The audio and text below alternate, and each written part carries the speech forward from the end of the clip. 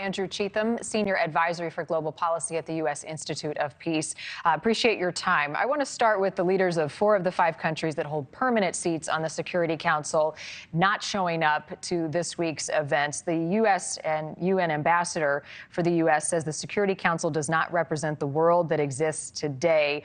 What does she mean by that, and what does their absence signify?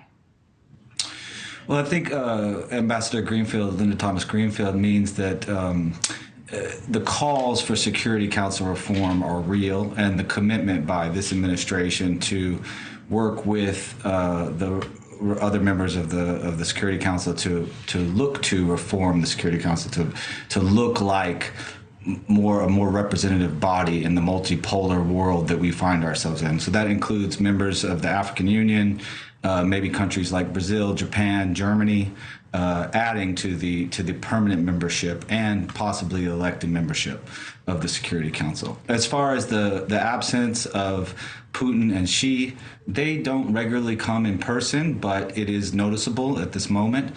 And I think that Macron and Rishi Sunak have an excuse because there's a visit by the king to France. But nonetheless, the optics are very bad, especially as leaders around the world talk about the multiple threats that we have facing our world. Yeah, given the global ecosystem and some of the concerns. President Zelenskyy was in the audience, applauded to President Biden's remarks. But he has said if Ukraine falls, what happens in 10 years? Are we on the brink of a third world war? The president, in his remarks, said if we allow Ukraine to be carved up, is any nation secure? Together this week in New York, as they continue to meet, have they successfully made their case for more funding and global support? Well, President Zelenskyy is on a tour to try to get more support from the world, from the West, who has been supporting, and the NATO countries, but also broader support from the global South, the so-called global South, and other countries around the world who have been less robust in their support politically or financially. So he's using this UN General Assembly as a stage to garner support for the financial needs, but also his 10-point peace plan that he's trying to promote. And he'll be meeting with President Biden here in Washington on Thursday. It's a big push by President Zelenskyy. The world is focused on many things. The war in Ukraine is a big priority for Europe, for the West.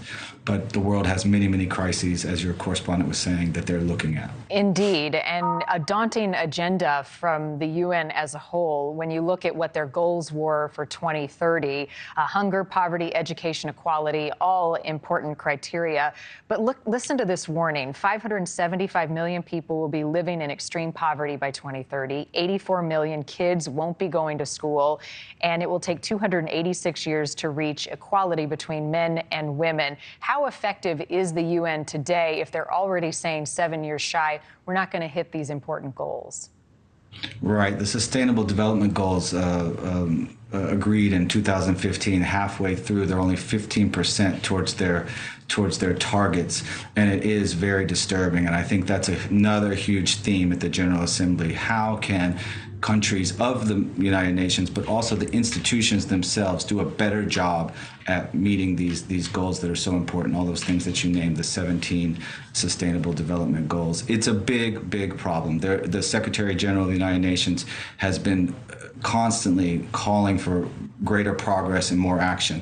And it's no doubt that the Secretary General, President Biden, and many others are calling for reform of the United Nations so that it can be better, more effective, and better able to address these challenges that you said. But they're also calling for big funding.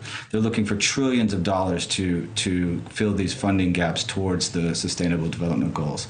So that is also a big part of the conversation. How will they pay for this action? So many critical topics. The president took a harsh stance against Russia, as he always had, but a more tepid stance when it came to China. His comment was, we seek to responsibly manage competition and we're ready to work with China. I'm curious what you make of what he said and how he relayed those remarks. Well, I think it's a continuation of the Biden administration's policy to reach out to the Chinese Communist Party and try to find ways to manage the competition in a way that doesn't erupt in catastrophic armed conflict. Thank you. you for watching. Go to newsnationnow.com to find NewsNation on your television provider. And don't forget to click the red subscribe button below to get more of NewsNation's fact-driven, unbiased coverage.